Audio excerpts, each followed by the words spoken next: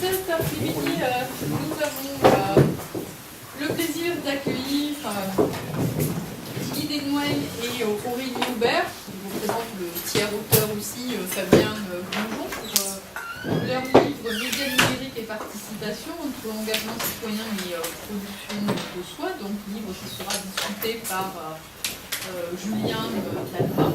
Donc, conformément à cette bonne habitude, je donne tout de suite la parole à Julien Calva.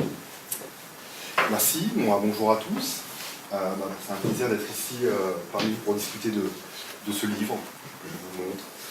Ce que je vais essayer de...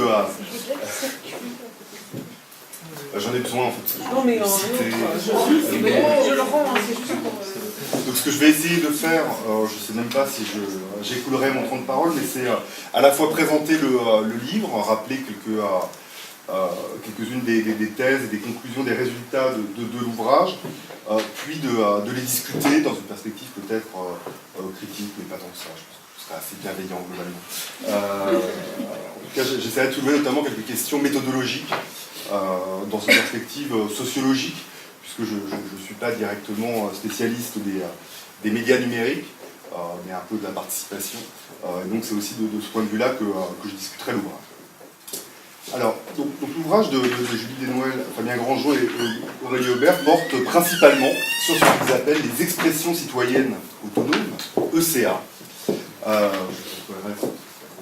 Plusieurs reprises, dont une des déclinaisons est le journalisme participatif, mais on voit bien dans le livre que c'est un phénomène bien plus large, puisqu'il porte sur toutes les formes d'intervention informationnelle individuelle dans l'espace public numérique, et comprend donc les blogs, les commentaires sur les sites de journaux, les réseaux sociaux, etc. C'est-à-dire sur des formes de participation individuelle qui ne s'inscrivent pas dans les organisations collectives et qui ont une visée informationnelle. Donc l'enjeu du livre, en fait, c'est de cerner les significations civiques et politiques de cet engagement individualisé. Et la façon d'étudier ces expressions citoyennes autonomes prend ici le parti de s'intéresser principalement aux producteurs, aux raisons d'agir de ces participants. Et les trois parties de l'ouvrage, qui sont écrites par les trois contributeurs, s'appuient sur des enquêtes originales et notamment sur des entretiens avec ces producteurs, qui sont des participants à ces formes d'ECA, et je vais y revenir. Donc la thèse qui est défendue par les auteurs est que l'on serait passé en fait, d'un média activiste fortement inséré dans des cadres partisans, idéologiques ou militants, à des formes plus individualisées d'engagement expressif sur Internet.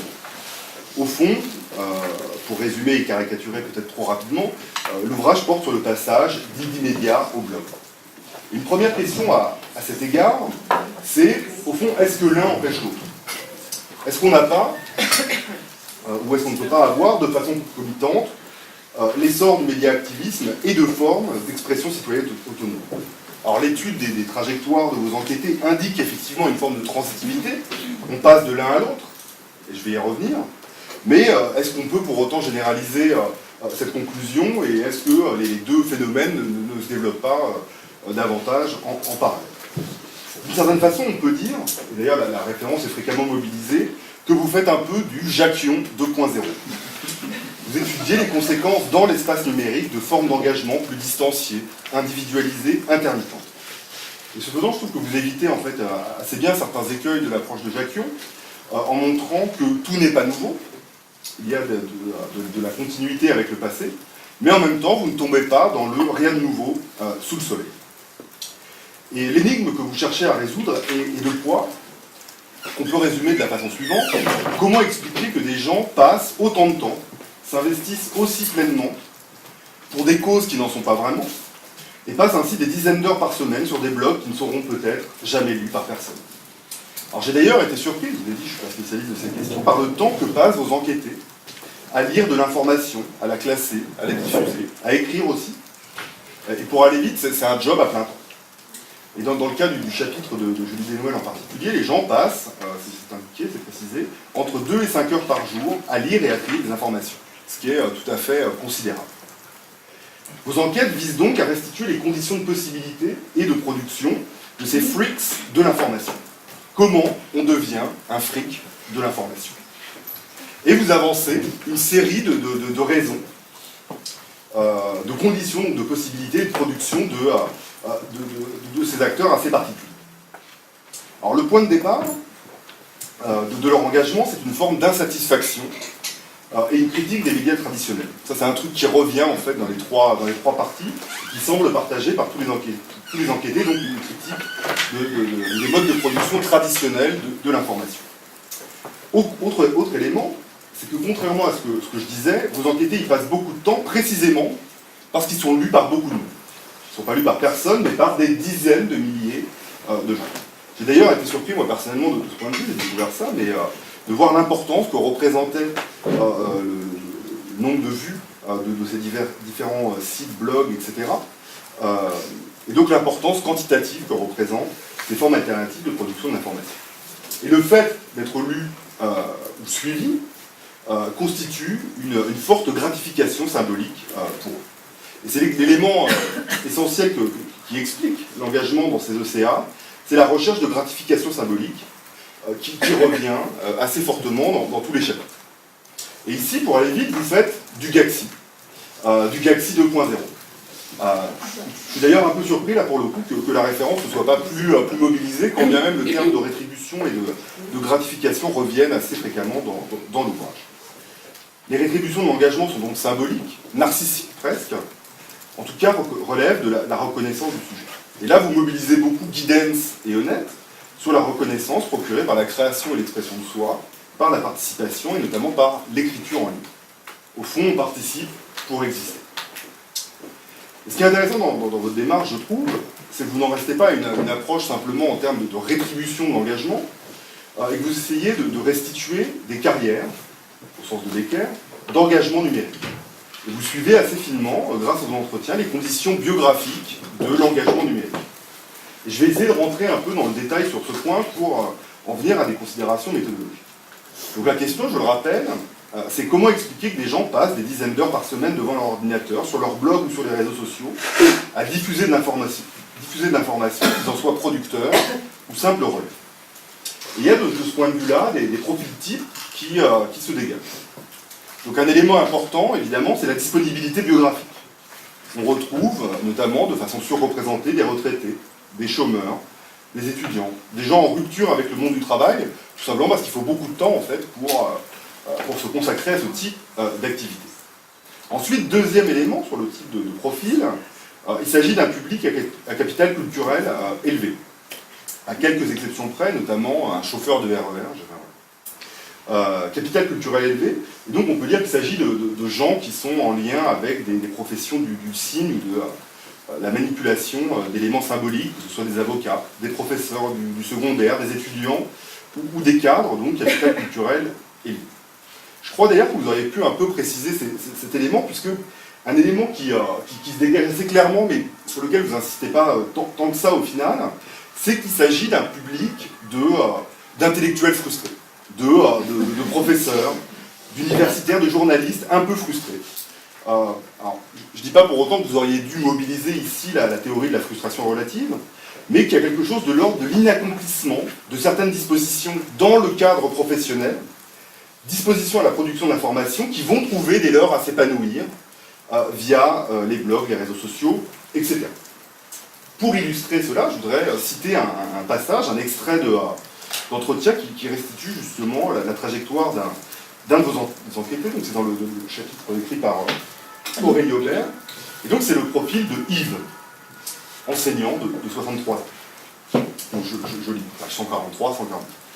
Enseignant du second degré, Yves a cherché toute sa vie à faire reconnaître ses idées sur ce qu'il appelle la théorie promotionnelle de l'information, et qui consistait à dénoncer l'impossibilité pour des journalistes de rester neutres vis-à-vis de leur sujet, dans la mesure où les médias ne donnent que la représentation d'un fait, et ne rendent pas compte du fait lui-même.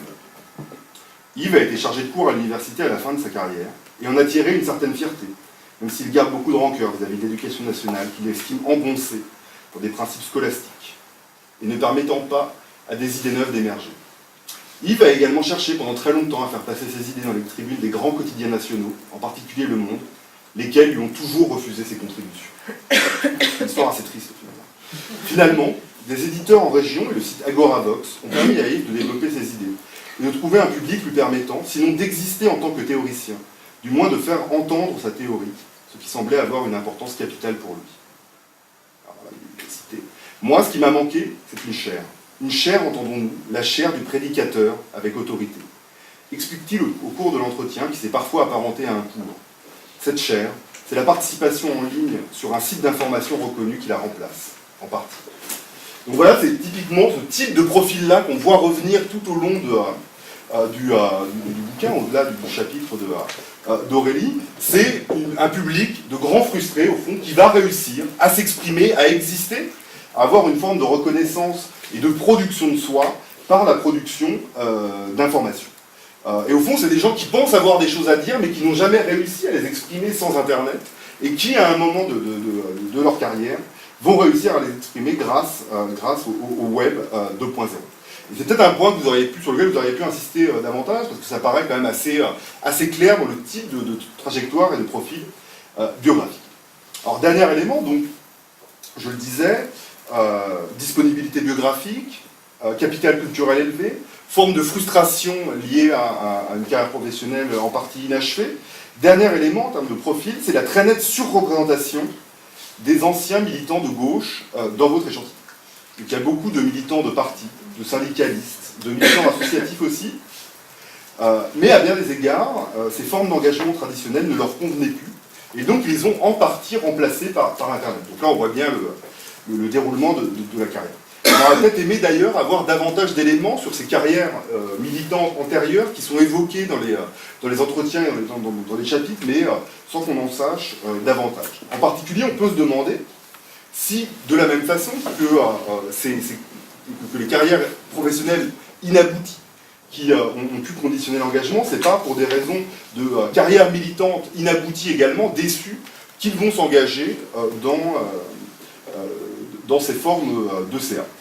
Une des questions que je me posais, qui pourrait être une hypothèse de recherche, c'est est-ce que ces anciens militants se désinvestissent puis se réinvestissent derrière sur Internet, car ils n'ont pas réussi à obtenir par exemple des positions électives ou des positions de pouvoir dans l'organisation dont ils étaient membres, manque de reconnaissance au fond à l'intérieur des collectifs militants, qui va trouver à se réinvestir dans des formes de militantisme plus individualisées, plus distanciées, etc. Donc là, voilà, hypothèse de recherche, c'est peut-être aussi une invitation à poursuivre les chantiers que vous avez initiés ici, mais voilà, c'est pas entièrement clair ce qui, dans leur trajectoire militante antérieure, les a conduits à se désinvestir pour ensuite se réinvestir autrement. Alors j'en viens peut-être à des éléments davantage de discussion, notamment en rapport avec la méthode. Donc je disais que vous arriviez à retranscrire très finement les trajectoires d'engagement numérique. Je pense aussi ici à la trajectoire du conducteur de RER, qui passe d'un engagement syndical à la rédaction d'un blog où il va présenter justement les revendications de son syndicat au moment des grèves pour servir au fond de relais à son syndicat auprès du public et des usagers mécontents des grèves de RER. Et là, son blog va avoir un grand succès. Et à cette occasion, il va découvrir le plaisir de l'écriture. Son blog va avoir du succès et il finit par être signé par une maison d'édition pour un livre. Donc, on voit bien, description assez fine des carrières d'engagement. Je dirais que le revers peut-être de la médaille de cette finesse, c'est la taille des échantillons sur laquelle vous reposent vos conclusions et vos résultats. 17 entretiens pour Fabien Grandjean, 18 pour Aurélie Aubert, 10 pour Julie Desnoël. Ça fait quand même pas tant que ça. Et du coup, ça pose un certain nombre de questions. Tout d'abord, comment ont été choisis et sélectionnés ces interviewés, sur quelle base? Au fond, j'ai un peu le sentiment, même si ce n'est pas entièrement objectivé dans le livre, que vous n'étudiez que les blogueurs qui réussissent, que ceux qui ont une audience et qui se maintiennent et qui réussissent à avoir une audience dans la durée. Du coup, je me demande si vous n'étudiez pas par conséquent qu'une fraction particulière de la population qui vous intéresse, les producteurs d'expression citoyenne autonome, une fraction particulière, à savoir les freaks, ceux qui passent énormément de temps sur les réseaux sociaux et qui réussissent, passant dès lors sous silence toute une autre partie peut-être de cette population de producteurs qui seraient peut-être des participants plus ordinaires à ces océans. Et donc la question que j'avais envie de vous poser, c'est qu'en est-il des blogueurs losers? De ceux dont les posts ne fonctionnent pas aussi bien, dont toute cette énergie ne marche pas, n'a pas la même réussite que les autres. Qu'en est-il de la même façon, dans la mesure où vous mobilisez beaucoup les travaux de Jacquion, des blogueurs plus intermittents qui justement passent un petit peu moins de temps que ceux que vous étudiez. Par ailleurs, ce petit nombre d'entretiens interroge aussi par rapport à un élément qui se dégage de vos échantillons, j'en ai déjà parlé, à savoir la surreprésentation des gens de gauche, voire d'extrême gauche. On a l'impression en vous lisant que les blogueurs les plus actifs sont tous, ou en tout cas très majoritairement à gauche. Et vous n'expliquez pas véritablement en fait cet élément. Est-ce que c'est un biais de l'enquête? Ou est-ce que c'est effectivement que ces producteurs de CA sont majoritairement des gens de gauche? Et donc, est-ce qu'il n'y a pas également des producteurs de droite ou d'extrême droite? Et qu'en serait-il, au fond, de la trajectoire d'engagement numérique de gens qui auraient une socialisation politique différente, qui ne serait pas marquée à gauche ou à l'extrême gauche? En outre, en vous concentrant sur des gens qui sont socialisés à gauche, ça renforce votre hypothèse d'une reconversion du militantisme organisationnel traditionnel à gauche vers l'expression citoyenne autonome, hypothèse qui aurait peut-être été moins forte, voire infirmée, si vous avez élargi l'échantillon au-delà des simples blogueurs qui sont socialisés à gauche. De la même façon, concernant la forte homogénéité sociale de vos enquêtés, je me demande aussi si ce n'est pas en partie lié au mode de constitution de vos échantillons. Pour aller vite, il y a des types de publics qui pourraient, me semble, rentrer dans le cadre de vos producteurs d'expression citoyenne autonome, mais qu'on ne retrouve pas du tout dans le livre.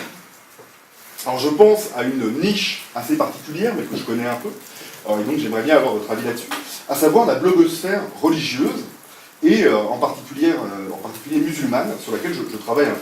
Alors je ne parle pas des sites de recrutement djihadistes, mais je parle plutôt de sites du type Ouma.com, Safir News, ce genre de choses, où on est plus proche du journalisme participatif, mais il y a aussi des blogs d'individus, des sites, etc., et typiquement des choses qui rentrent dans le cadre, je pense, de l'ECA, et qui passent sous le radar de votre enquête. Ce type d'expression citoyenne autonome dans le cadre, donc, pour le coup, de la communauté musulmane, revêt une importance particulière, qui se traduit notamment par un nombre de visites très important de ce type de sites, qui sont énormément suivis, etc. Car la question de la visibilité, de l'apparition dans l'espace public, est compliquée pour cette population-là, si bien que l'espace public numérique devient une sorte d'espace infrapolitique, de délibération ordinaire, à l'abri des espaces publics classiques, où ils n'arrivent pas à s'exprimer ou à apparaître de façon si claire. Et dans la mesure où vous vous intéressez justement, et c'est notamment assez évident dans l'introduction et dans la conclusion de l'ouvrage, aux formes de contre-espace public médiatique, pourquoi au fond passer sous silence ce type de pratique? Et est-ce que vous pensez que vous seriez parvenu au même résultat, sachant que le public des producteurs dans ce cas-là est assez différent, probablement plus populaire, moins politisé, etc. Et donc, la question que j'ai envie de vous poser, c'est un peu facile à répondre, mais qu'en aurait-il été de vos résultats, à votre avis, si vous aviez élargi la focale à d'autres types de producteurs? Toujours d'un point de vue méthodologique, je voudrais revenir sur la position que vous défendez, Julie, dans votre chapitre, où vous défendez une posture méthodologique particulière, à savoir ce que serait une ethnographie en ligne. Et la question que je me demande, c'est est-ce qu'au fond, l'ethnographie en ligne n'est pas un oxymore méthodologique? En effet, vous l'évoquez dans votre chapitre, l'ethnographie suppose l'immersion dans le milieu qu'on étudie, et là vous citez notamment Daniel Setaï. Alors la question que je me pose, c'est comment on peut s'immerger en ligne? Alors peut-être, probablement, en passant du temps à côté des producteurs d'informations, pour observer comment ils lisent, comment ils écrivent, comment ils sélectionnent, etc. Mais ça suppose, en tous les cas, de dépasser l'observation de l'écran pour aller observer les interactions physiques entre l'homme et la machine. Et on se rapproche probablement de méthodes de type ethnométhodologie, ce qui peut être intéressant, il me semble, mais ce n'est pas exactement ce que vous faites, et donc j'aurais été intéressé à ce que vous reveniez sur cette idée d'ethnographie en ligne. Voilà pour les éléments méthodologiques. Je voudrais finir en me détachant un peu de la question des producteurs, qui sont au centre de l'ouvrage, mais vous balayez plus largement d'autres questions pour revenir à la signification et aux conséquences de leurs pratiques et de leurs pratiques numériques. Donc sans en avoir une vision enchantée, vous montrez très bien en fait que le Web 2.0 apparaît comme un espace d'expression et de diffusion de la critique, et en particulier de la critique des médias traditionnels. Et du coup, je me demande ce que produit cette critique. Ce qu'elle produit à un double niveau. Tout d'abord, sur les journalistes et sur les pratiques journalistiques et médiatiques traditionnelles. Est-ce qu'au fond, ce type de pratique d'ECA peut les conduire à changer, à transformer leurs pratiques professionnelles? En vous lisant, on a plutôt l'impression que non, et que la réaction à la critique, comme souvent, c'est la cooptation ou la récupération. On va embaucher les blogueurs les plus talentueux, qui vont adopter un point de vue légèrement décalé sur l'information, puisqu'ils ont une socialisation légèrement différente, mais il n'y a pas de transformation radicale des pratiques journalistiques. Donc la question que j'aurais envie de vous poser, c'est est-ce que c'est la position que vous défendez, parce que ce n'est pas entièrement stabilisé, il me semble, dans l'ouvrage, ou est-ce que néanmoins, il vous semble que ces pratiques de production individualisée d'informations font bouger les lignes au-delà des cas que vous étudiez. La question que je me posais, c'est est-ce que par exemple l'émergence du data journalism n'est pas d'une certaine façon une réaction à certaines pratiques autonomes type ECA, qui sont apparues au départ de façon émergente par des individus, qui auraient été ensuite reprises, cooptées aussi peut-être, mais pas cooptation de l'individu, mais récupération de la pratique par les médias traditionnels. Ensuite, conséquence de cette critique des pratiques médiatiques classiques, quelles sont les conséquences sur la formation de l'opinion publique? Alors j'ai bien conscience que ce n'était pas l'objet de votre enquête, mais on a quand même envie d'en savoir plus. Au fond, moi, ce que j'ai envie de vous demander, c'est est-ce que ça change quelque chose que des opinions bien plus diverses, plurielles, plus critiques, soient désormais accessibles à tous via Internet? Alors vous me direz que ça dépend probablement de la réception de ces informations, de qui les lit. Est-ce que c'est des gens qui sont déjà convaincus par les opinions qui sont mises en ligne? Est-ce que c'est des gens qui sont déjà socialisés à ce type d'opinions particulières ou non?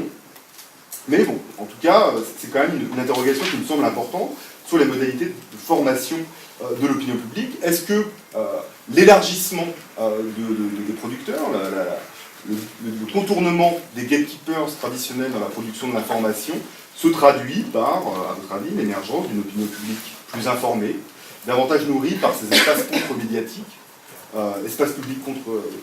c'est contre ces espaces médiatiques, voilà, c'est le terme que vous employez, davantage que par des médias traditionnels qui sont à cet égard assez courts. Donc voilà pour les quelques remarques et éléments de discussion. C'est en tout cas un plaisir de lire votre livre. Merci. Merci beaucoup, Julien. Ces remarques très denses. Donc, la parole à Aurélie Lully. Je me permettrai de commencer. Je te remercie. Je me tutoie. Oui, j'avais écrit mon soutien. Je te remercie, Julien, pour cette lecture que j'avoue moi aussi un peu décalée, enfin, que j'interprète de façon un peu décalée par rapport à un certain nombre de choses qu'on a essayé de mettre en émergence et en visibilité à travers cet ouvrage. Donc du coup, je me permettrai de revenir sur un certain nombre de points. Parce qu'effectivement, en fait, j'avoue que je suis assez étonnée de... Enfin, c'est aussi intéressant, justement, dans la lecture, de voir comment est-ce que différents documents en fait, qu'on peut produire peuvent être saisis par d'autres et la lecture qu'ils peuvent me proposer. Et effectivement, là, j'avoue qu'il y a un certain nombre de choses qui m'étonnent. Premièrement, par exemple, sur effectivement la question de notre échantillon. Le cas d'échantillon, qui est effectivement petit, restreint, mais c'est un choix assuré et assumé. Et ce petit échantillon nous a permis précisément de faire par après, donc ça s'organise de façon très structurée, c'est-à-dire que ce choix d'un panel restreint nous a permis de faire des ethnographies en ligne, qui ne demandent pas de personnel sonore, et qui nous a permis de faire des observations en fait, sur la durée.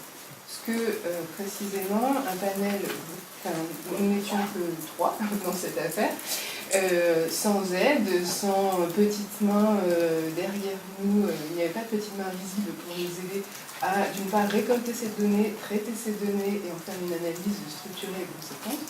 Donc, 3 cerveaux étaient déjà bien suffisants bien utiles pour traiter ce petit carré. Mais effectivement, ce choix assuré et assumé d'une observation sur un nombre finalement restreint de gens, c'était aussi pouvoir s'assurer de pouvoir observer les choses de façon longitudinale. Parce qu'effectivement, la plupart des travaux qui sont aujourd'hui portés sur les usages du numérique, notamment des médias numériques, se font précisément parce qu'on peut très facilement recueillir dans un temps très court une masse de données très importante. On ne s'autorise plus à faire justement des observations longitudinales. Nous avons fait le choix d'avoir une observation temporalisée pour précisément saisir en fait ces modalités de production. Et surtout parce que moi aussi, ça vient des formations professionnelles, mais je suis un petit peu linguiste à la base. Et l'objectif aussi, c'était de pouvoir se saisir en fait des processus en fait de construction de sens tels qu'ils sont mobilisés, pris en charge et développés en fait par ces différents internautes. Et par ces différents internautes qui sont à la fois en fait les producteurs d'informations, mais aussi leurs commentateurs. Alors, en fonction des... je pense que, après, il y a des effets aussi de présentation. Parce qu'effectivement, je pense qu'il est important de comprendre que les extraits qu'on a pu mettre en visibilité au sein de l'ouvrage ne sont pas nécessairement aussi représentatifs de l'ensemble des pratiques. Alors, il y a dans le panel, on a quelques producteurs d'informations qui ont un nombre de vues chaque fois très très important, mais finalement assez peu. Globalement, en fait, si on essaie d'établir une sorte de moyenne, si on a 10-15 commentaires je crois effectivement ce sont des commentaires assez copieux. Donc si on a une dizaine ou quinzaine de commentaires en fait, par billet, c'est à peu près le maximum qu'on puisse relever. L'avocat, il est suivi là-bas. Ah, mais l'avocat, je pense que c'est un phénomène très particulier dans cet ensemble-là. À tel point qu'aujourd'hui, moi je poursuis mes recherches là-dessus. C'est Maître Eolas ? Non. Il est anonymisé. Non, à chaque fois on me pose la question.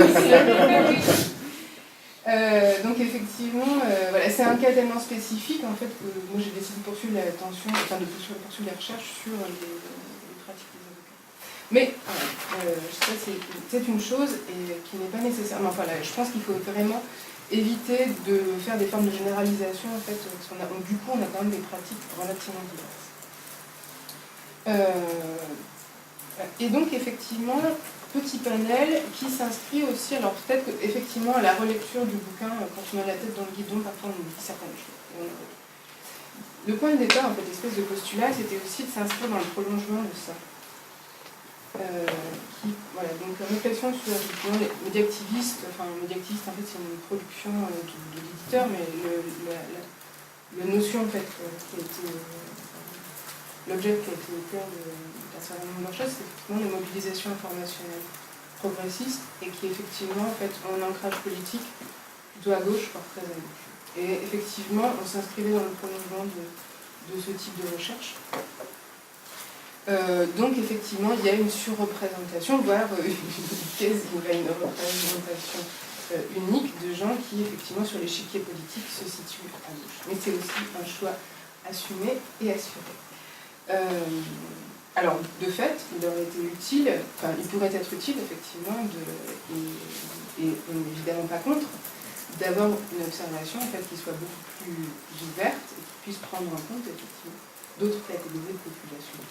Mais de par en fait, le choix méthodologique qui était le nôtre, à savoir de faire des ethnographies, d'avoir des observations longitudinales, il y a après des choix. Il y a un temps supplémentaire dans leur journée, à tel point, par exemple, l'avocat dont on parlait tout à l'heure, lui a fait le choix de se lever à 5h du matin, à 4h45, et de travailler de 5h à 7h du matin, pour ensuite arrêter et s'occuper des enfants, puis après partir à son travail. Donc après, ce sont des choix de vie, ce sont une espèce de rigueur en fait, biographique qui s'impose.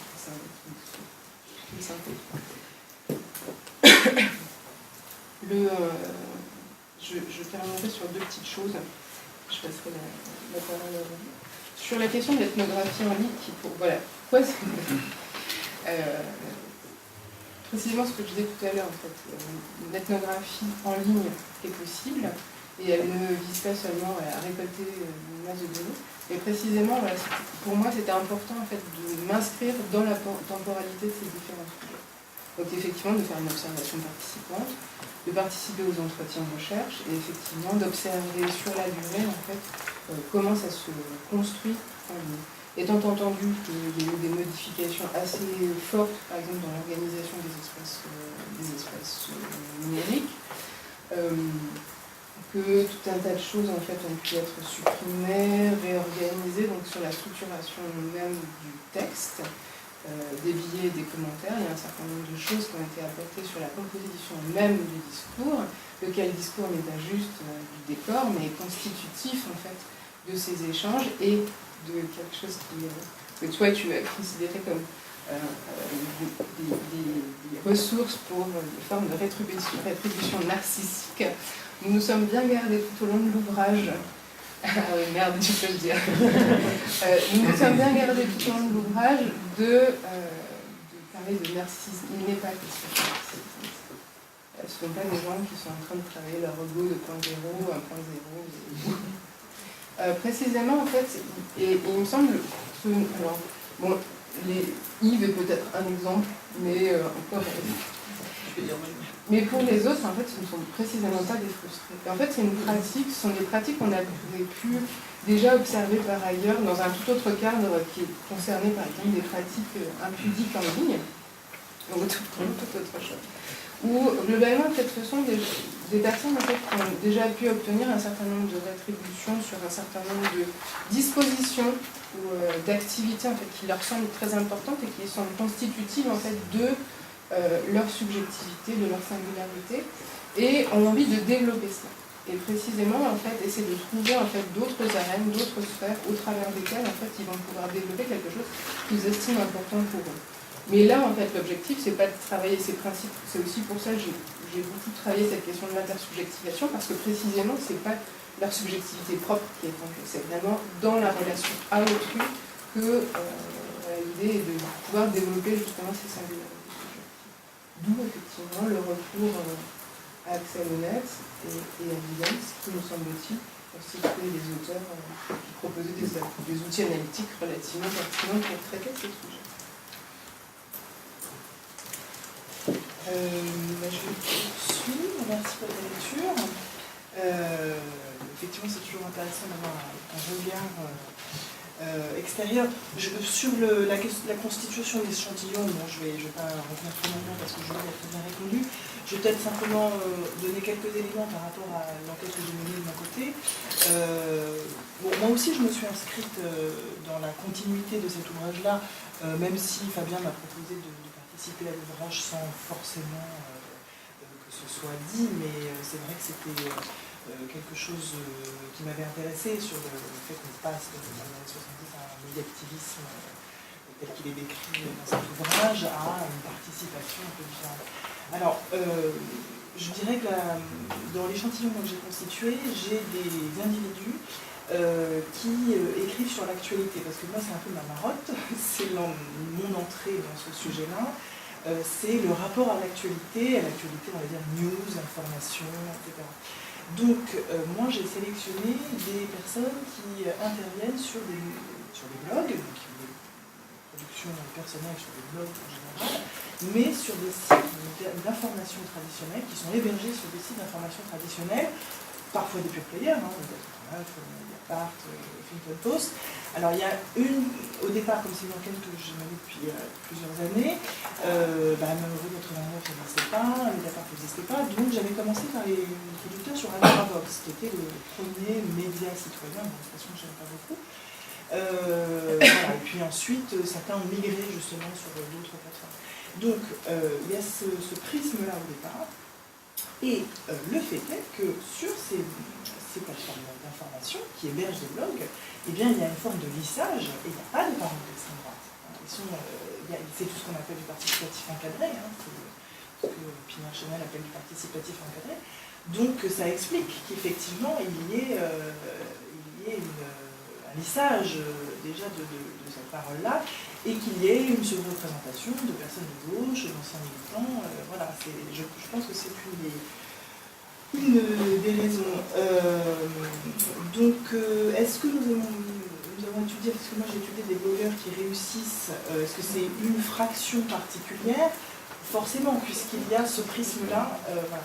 Mais vraiment, c'est un choix, c'est-à-dire que le fait de donner son avis sur l'actualité, éventuellement de participer à l'élaboration de l'actualité, c'était vraiment un choix de ma part, parce que j'étudie aussi le rapport avec les journalistes, ce que font les journalistes de ces productions. Je reviendrai peut-être un petit peu à la fin, parce que tu as ouvert cette piste. Voilà, donc ça c'est un point que je voulais rajouter, parce que c'est un élément dans la constitution de Marie Chantillon qui est très important. Sur la question de la taille de l'échantillon, Julie a très bien répondu. Enquête qualitative, on en a fait 40 des entretiens, ça c'est la même chose, c'est pas représentatif, je crois qu'on est toujours sur la même chose. Donc effectivement, autant les étudier de manière très très très approfondie. Je vais reprendre ce que Julie a dit. Alors, sur ce public à caractère culturel élevé, certes, c'est tout à fait vrai. Alors, public d'intellectuels frustrés, alors bon, c'est frustré, exécuté, narcissique, etc. Bon, là, il faudrait mobiliser des perspectives psychoanalytiques. Bon, j'en suis incapable. Et c'est pas, voilà, c'est un terme qu'on n'a pas employé. Donc, il a donné l'exemple de Yves, effectivement, qui est un profil qui correspond à ça. Donc oui, pour moi, dans cet échantillon, on a ce profil-là. Mais c'est un profil parmi d'autres. Alors effectivement, lui, l'extrait que tu as cité, effectivement, montre bien ce côté de ces intellectuels qui n'ont pas réussi à se faire reconnaître dans la sphère publique traditionnelle et qui ont trouvé un autre moyen. Et c'est un entretien que je cite souvent à mes étudiants, en fait, dans un cours que je fais sur comment effectuer un entretien, où je leur fais étudier un texte de Stéphane Beau, sur le fait qu'il faut réécouter les silences, etc. Parce que, effectivement, en faisant cet entretien, ça fait plusieurs années maintenant, j'avais été exaspérée par l'homme, mais je n'avais pas compris pourquoi. Et effectivement, en écoutant à la maison, etc., en fait, j'avais compris qu'il me faisait un cours. Et voilà, j'avais plus tellement rage qu'il me fasse un cours. Et donc voilà, c'est un exemple que je cite souvent, mais finalement, c'est un profil parmi d'autres. Et je pense que d'autres exemples moi, que j'ai pu citer, notamment ceux des militants écologistes, qui sont également des intellectuels de la sphère publique, voilà, qui ont essayé de s'engager sur un certain nombre d'associations et qui maintiennent cet engagement-là dans certaines associations, ont développé d'autres formes d'engagement dans l'espace public via leur blog, via leur participation à des médias d'information, qui ne prennent pas cette forme de. Donc voilà, c'est des profils que j'ai essayé de mettre en exergue avec des exemples de cet échantillon. J'ai effectivement trouvé ton hypothèse sur est-ce qu'ils ont des carrières militantes qui n'ont pas été terminées, voilà, qui ont été avortées éventuellement. C'est effectivement une hypothèse qu'il faudrait creuser. Bon, mais c'est toujours la problématique du manque de reconnaissance. Alors, c'est moi qui effectivement mobilisé plutôt guidance, plutôt que honnête. Voilà, moi j'ai fait ce choix-là dans mon chapitre parce que c'est un auteur avec lequel j'étais plus en accord. Ce que j'essayais de montrer à chaque fois, c'est que ces individus passent par le fait d'essayer de produire leur identité, hein, c'est faire l'identité de soi, hein, l'attitude réflexive par Rudels, qui passe par une narration de soi. Et donc la carrière militante, c'est un petit peu ça que je donne dans l'exemple du conducteur de RER, effectivement, ne permettait pas de faire cette identité de soi. C'est ça que je pourrais répondre.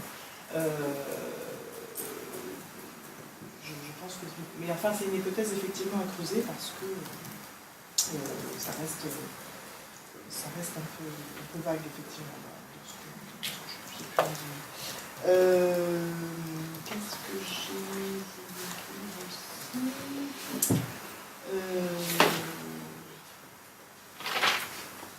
Oui, je terminerai sur la question de la transformation des pratiques professionnelles des journalistes. C'est un petit peu une piste que tu as ouverte à la fin. Alors, je le dis un petit peu dans le début du chapitre. Moi, c'est pas ça que je voulais faire dans ce chapitre-là, parce que j'ai fait beaucoup d'autres travaux. Là, j'avais vraiment envie en tout cas dans ce chapitre, d'approfondir vraiment la question de la fabrication identitaire. Mais bon, pour répondre sur est-ce qu'il y a une transformation, une adaptation éventuellement des pratiques professionnelles des journalistes, forcément, il y en a une. Simplement, c'est quelque chose qui évolue extrêmement vite. Et donc, je dirais qu'il y a 3-4 ans, j'aurais fait une réponse extrêmement différente de celle d'aujourd'hui. Donc, il y a l'appropriation, l'ouverture de plein de blogs qui sont de la com, on va dire, du marketing. Là, on montre qu'on est ouvert à nos lecteurs, mais en fait, il n'y a absolument aucune interaction entre la rédaction et ces blogueurs qui, d'ailleurs, ne sont pas du tout intégrés dans la rédaction. Hein. Ça se voit aussi sur le fait d'analyse sémantique, etc. En revanche, ce qui évolue, c'est l'utilisation des documents amateurs qui peuvent venir des réseaux sociaux, qui peuvent venir des blogs reconnus, de Twitter, etc., par des journalistes qui sont formés pour vérifier si ces documents ne sont pas trafiqués, si les images n'ont pas été modifiées, etc. Et donc en fait, il y a toute une partie. Alors, tu as peut-être cité le data journalisme. Je ne sais pas forcément à ça que je penserais, mais je pense qu'il y a maintenant, ça se voit depuis l'enquête, notamment l'école de journalisme, ça se voit dans les formations qui sont données aujourd'hui. Il y a toute une façon de faire aujourd'hui où on apprend des techniques à utiliser, des logiciels, à utiliser, savoir décrypter des métadonnées, etc., pour pouvoir vérifier si ces données du web sont réelles ou pas, et savoir si on peut les utiliser dans des enquêtes. Donc c'est assez pointu, hein, c'est vraiment des documents amateurs, témoignages, photos, vidéos, etc., qui sont de plus en plus utilisés. C'est plutôt vrai dans la sphère britannique, on va dire, notamment avec l'exemple de la BBC, plutôt qu'en France. Donc ça évolue assez vite. Maintenant, les témoignages écrits, ce qu'on a pu étudier dans cet ouvrage-là, ça reste deux sphères qui s'ignorent, voire qui se méprisent, même si elles sont réunies sur le même support. Voilà, je ne sais pas si j'ai répondu à tout, mais... Je voudrais bien revenir sur la question, j'ai le temps. J'ai le temps, Stéphanie. Tout à fait. Je vais revenir sur la question de la formation de l'opinion publique. Je trouve une question intéressante parce qu'en fait, elle est apparue en fait de façon relativement régulière, mais par petites touches en fait, lors des entretiens. Et en fait, c'était aussi un élément qui pouvait être thématisé en fait, dans les commentaires en fait, en ligne.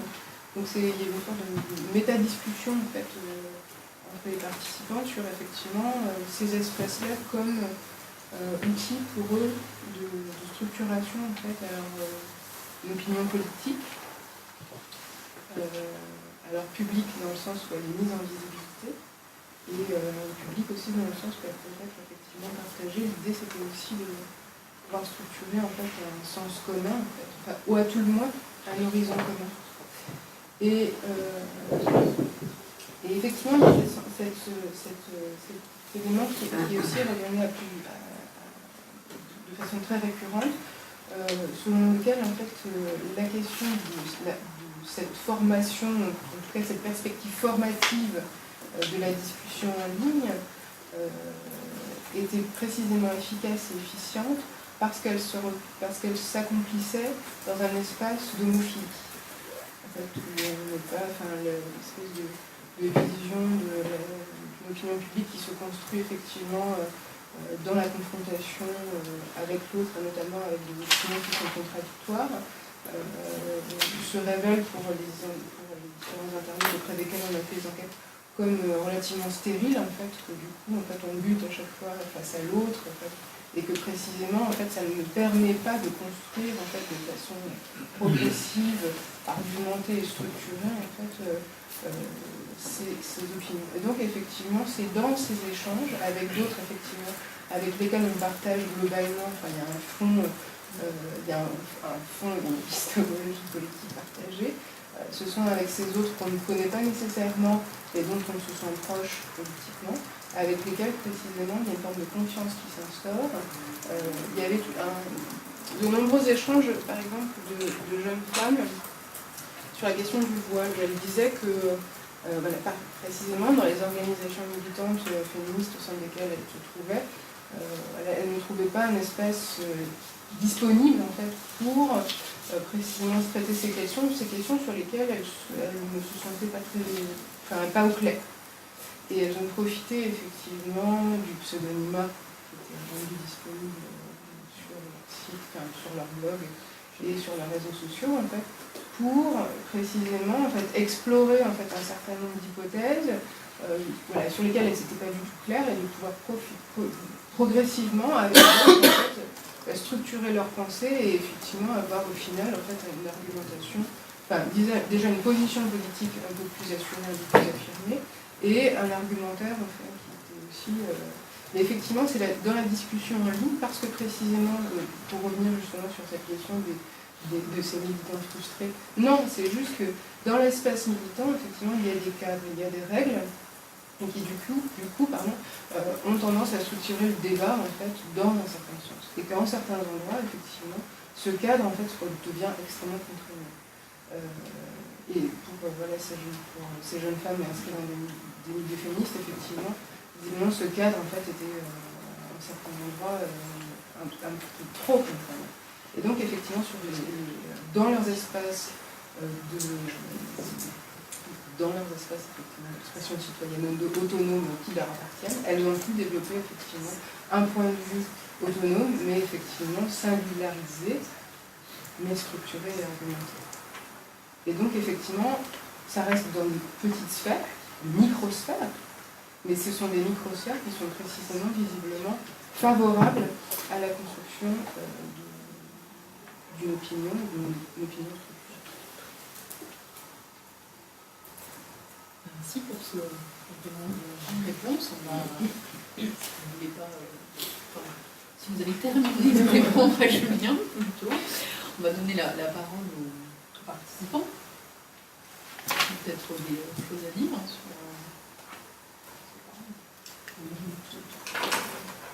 Une petite remarque, parce que j'ai été contente de vos réponses, parce que j'étais étonnée par les remarques justement concernant le profil. N'ayant pas je me demandais, vous donnez des commentaires, et donc j'étais surprise de cette corrélation qui est établie entre la disponibilité biographique et parce que dans les recherches que j'ai pu mener sur les militants traditionnels, justement, il y a une absence de corrélation entre le temps dont on dispose et la quantité et la qualité d'engagement et de participation. Donc je vois que les mêmes... ça vaut également pour ce type de participation dont on parle là. Et puis également cette dimension des frustrés. Qui m'étonnait aussi, l'idée que on s'engagerait dans ces activités parce qu'on buterait dans sa carrière politique locale. Et il me semblait là qu'il y avait peut-être un malentendu peut-être sur justement l'égalité, l'attribution du militantisme et la quête de fonctions évolutives, c'est pas forcément la priorité. C'est loin d'expliquer l'engagement politique. Donc voilà, c'est plus une remarque, c'est pas une question, c'est simplement pour dire que là, en l'occurrence, du point de vue qualitatif, il n'y a pas une grosse différence en termes de profil. Il me semble que c'était intéressant. Moi, je crois quand même qu'il y a une surreprésentation des gens qui ont du temps quand même. Non, moi, ça revient à plein d'occasions. Mais ils n'ont pas, certains ont du temps, Certains ont du temps, mais là, c'est précisément, en fait, On peut vérifier alors. donc pour ceux qui passent 5 heures par jour, oui, ce sont des chômeurs et des retraités, et des étudiants. Ceux-là, effectivement, c'est pas grave. Mais on a quand même la plupart d'entre eux sont plutôt sur un volume de 2 heures par jour, et ceux-là, ce sont des gens qui sont en activité, ça ne va rien dire, parce que les autres le sont aussi, mais donc une activité sert à rien. Mais ce qui me semble, alors après, moi je ne suis pas spécialiste effectivement de la question de l'engagement militant dans les organisations, mais il me semble, parce que c'est revenu aussi à plusieurs reprises dans les entretiens, que parce que précisément en fait c'est un espace pour soi, singulier, et véritablement au travers duquel on attend construire une subjectivité qui est propre, on est capable en fait de s'autoriser à donner plus de temps que ce qu'on pourrait donner pour une organisation. Je pense que il y a peut-être cette hypothèse-là. Je ne sais pas qui. Anaïs. Pour rebondir sur ce que disait Emmanuel, et puis concernant l'hypothèse de la frustration,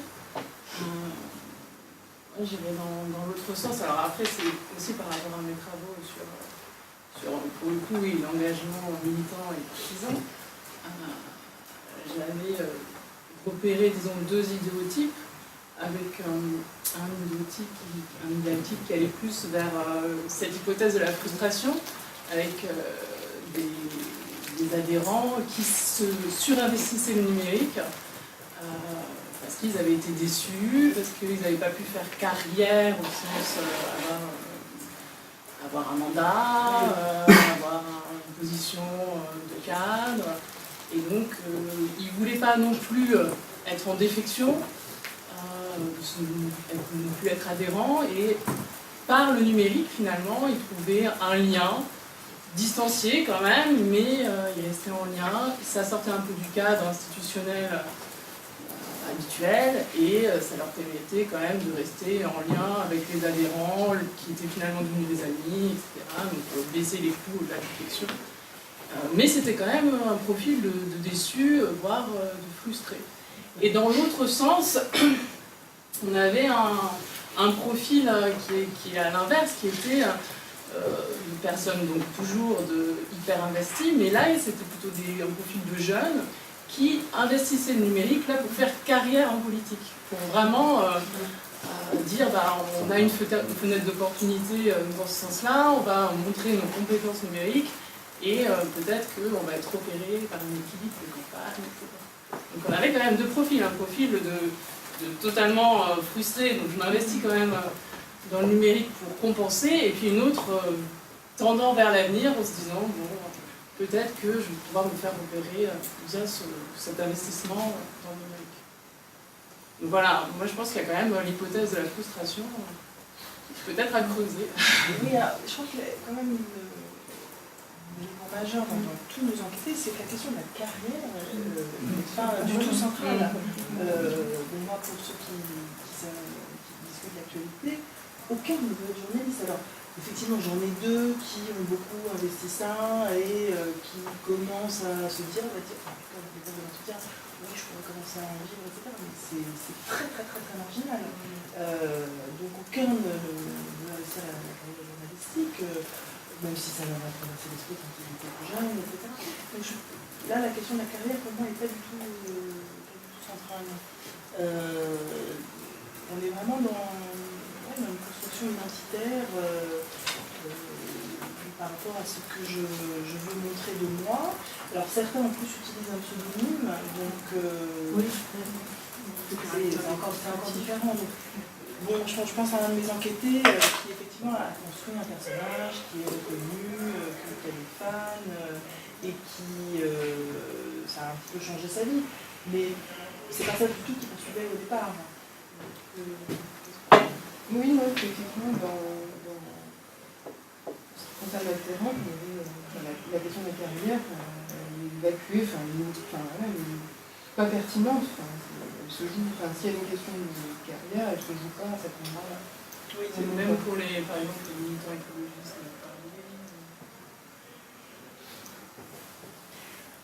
Non, bon, il y a effectivement elle y en a une qui se dit oui, je vais essayer de vivre du journalisme, mais enfin, il n'y a pas du tout, elle en fait parfaitement consciente. Donc, non, pour moi, c'est vraiment marginal, cette question-là. Je ne sais plus.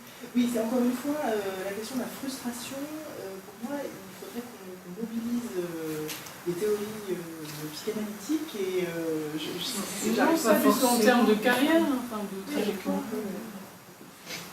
Ça quand on dit frustration aussi. Mais quand on dit frustration, il y a aussi désir. C'est quand même comme si toutes nos motivations elles reposaient sur notre économie individuelle. Je suis pas sûre de ça. On présuppose qu'il y avait un objectif qui peut être effectivement traduisible dans une problématique de carrière au sens interactionniste du terme, ce qui ne semble pas être le cas des enquêtés, des personnes avec lesquelles il y a eu un entretien. Après, moi, j'ai lu qu'un chapitre de l'ouvrage, donc je ne peux pas réagir sur l'ensemble, mais je voulais quand même dire que ça invite aussi le chercheur, si on veut avoir une réflexivité vraiment directement liée à ce que vous avez fait et pas à autre chose, mais vous avez très bien répondu là-dessus, ça invite à se questionner sur des entretiens qui sont des interactions sociales dans lesquelles enquêteurs et enquêtés sont plus en situation de symétrie en raison de leur socialisation partagée, en raison de leurs compétences relativement partagées, plutôt qu'en situation de relation dominant-dominé. Ça a beaucoup été travaillé, ça, dans la littérature réflexive sur l'entretien. La question de la réflexion sur une situation d'entretien dans laquelle chercheurs et enquêtés sont dans une relative symétrie sociale a été encore peu travaillée, si ce n'est par notamment des chercheurs qui travaillent sur le journalisme. Voilà, il y a un article très très intéressant de Gilles Bastin qui met en évidence comment, à travers une analyse réflexive d'une interaction qu'il a eue avec un journaliste, eh bien, se sont confrontés deux conceptions de l'entretien dans des mondes professionnels distincts qui ont, entre deux acteurs qui avaient, même s'ils ont fini dans des mondes professionnels distincts, je ne pense pas que l'un soit plus frustré que l'autre, qui ont néanmoins des compétences partagées et en plus une ambition de dire ce qu'est un entretien. Cette histoire de frustration, je ne pense pas que ça susciterait autant de...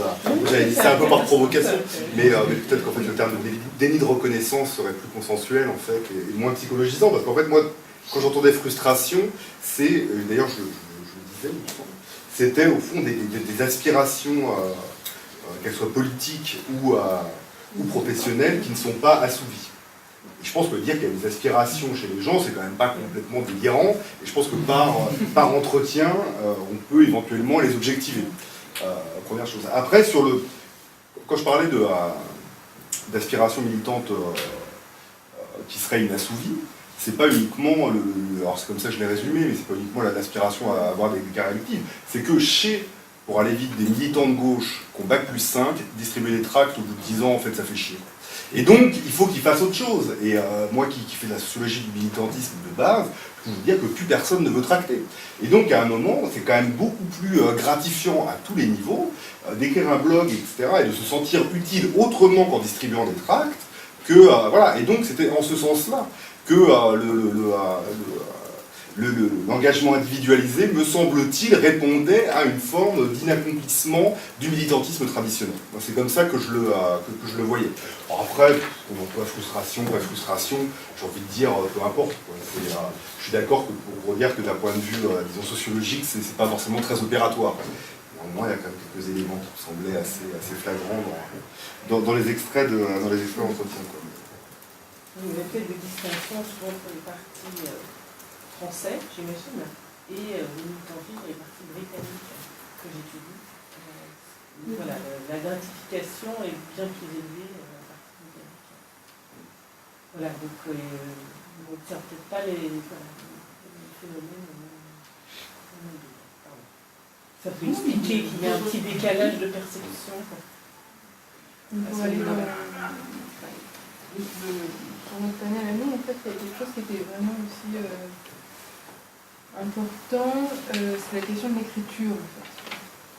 Du temps qu'on pouvait consacrer à l'écriture, du travail, de composition, alors quand il s'agissait des veilleurs, effectivement tout le travail en fait de recherche, d'agrégation, de tri, de remise en forme en fait des informations qui ont pu être saisies.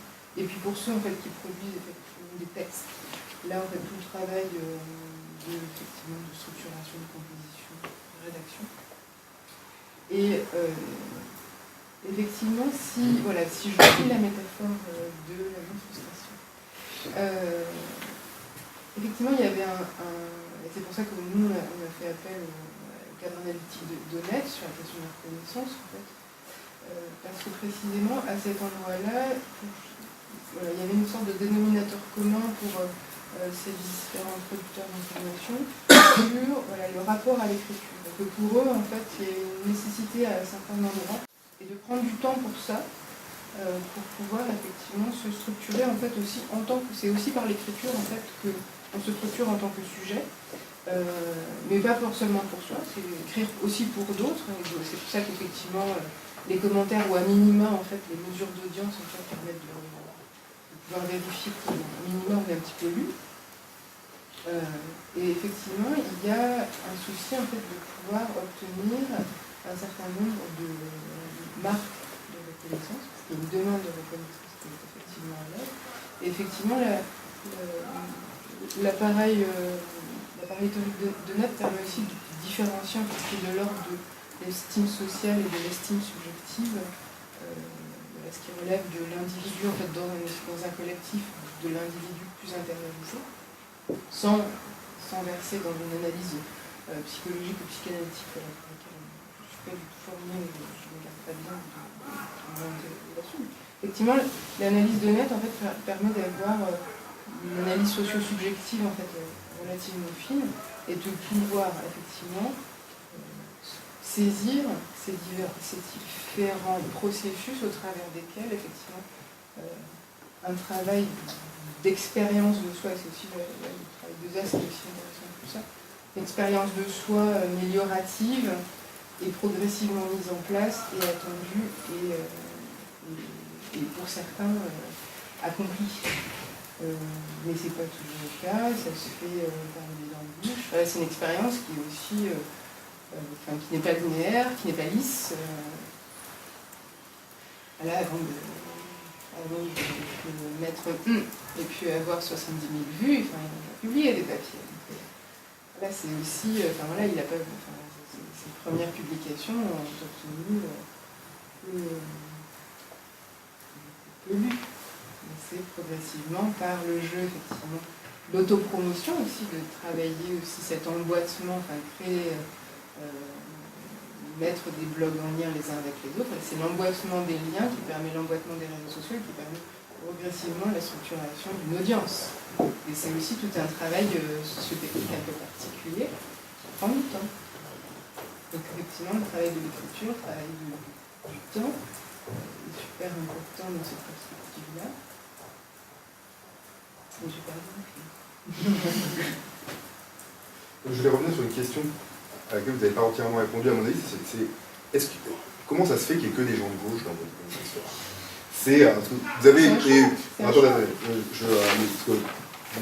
vous avez raison de dire, et moi d'ailleurs je l'ai souligné, que la question n'est pas tant le nombre d'entretiens que la diversité.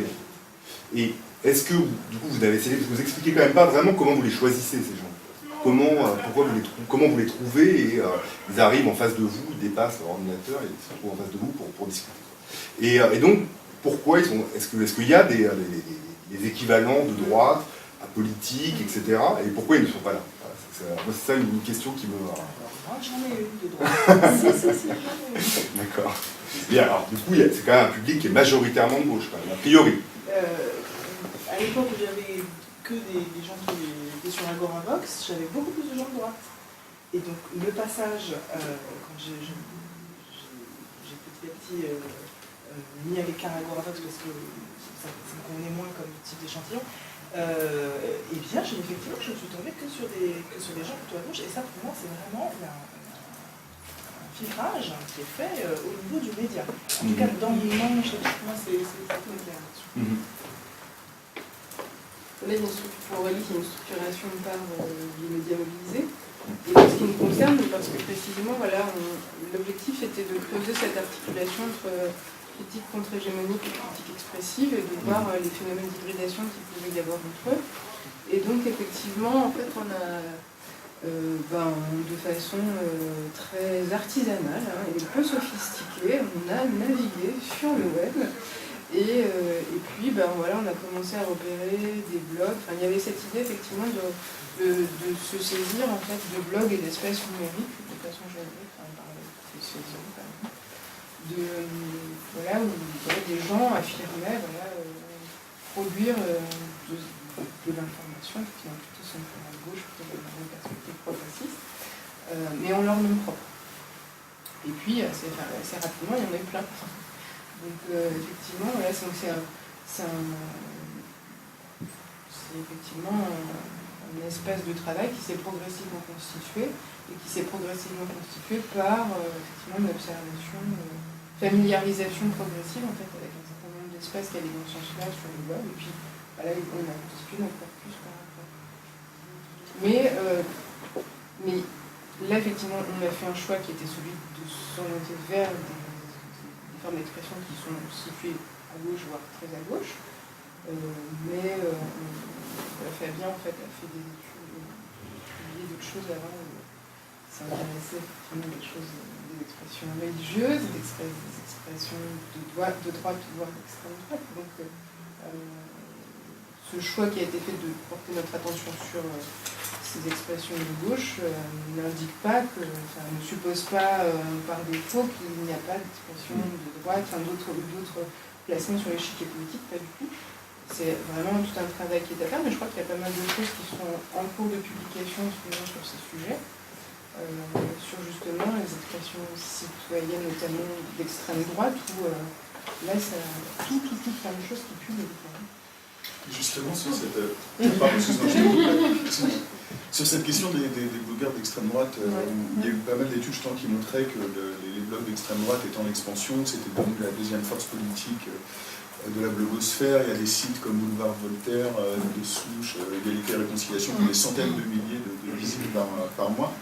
Et sur ces blogs-là, justement, on retrouve, il y a quelque chose qu'on retrouve beaucoup vis-à-vis des médias traditionnels, c'est cette idée que les médias traditionnels sont tous de gauche, les journalistes sont tous de gauche, et que eux sont là pour parler le vrai, entre guillemets, pour apporter une parole qui est censurée dans les médias traditionnels. Et je me demandais si ça, c'était quelque chose qu'on retrouvait justement chez vos blogueurs quand ils étaient à gauche ou à l'extrême gauche. Est-ce qu'il y avait cette idée de dire, nous, on est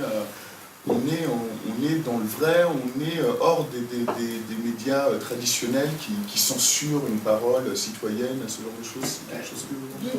Oui, en fait, parce que, alors après, on va éviter les articulations brun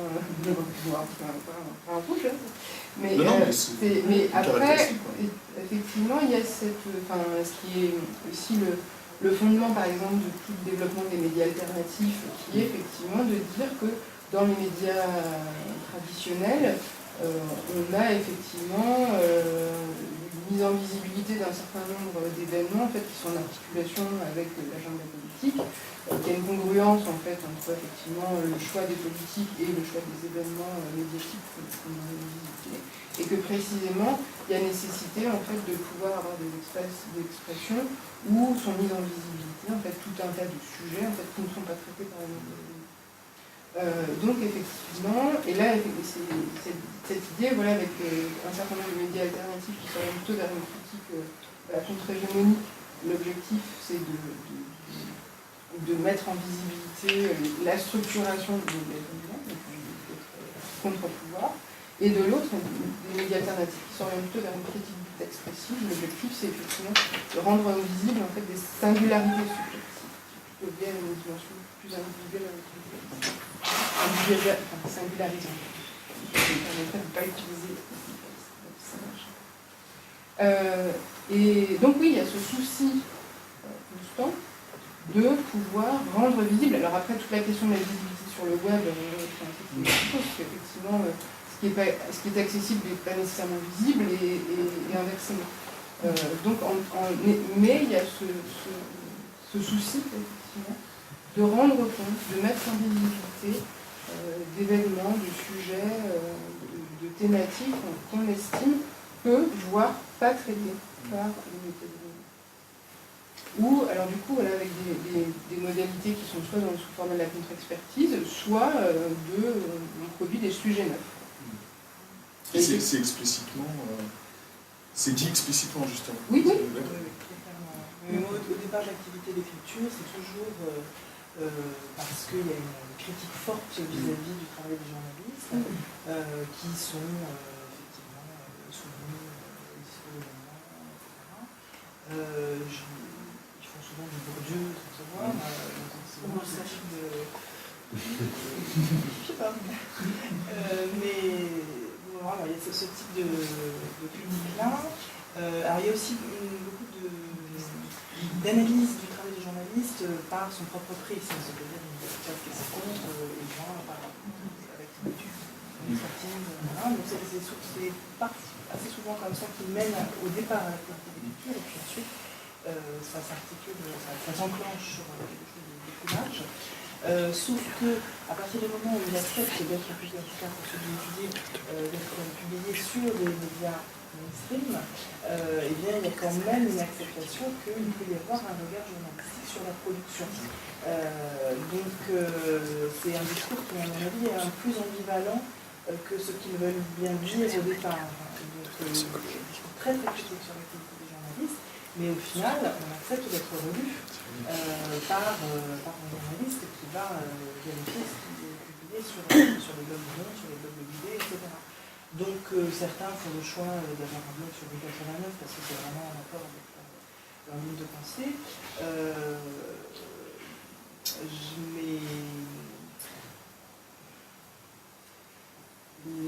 Je pense que le rapport au journalisme est assez ambivalent pour ceux qui ont accepté d'avoir une parole portée dans l'espace public via ce biais-là. Oui, je voulais terminer aussi là-dessus. Moi, c'est quelque chose que j'avais exprimé sous cette forme-là. Ce qui les motive, c'est rendre visible une actualité sous-médiatisée et se rendre visible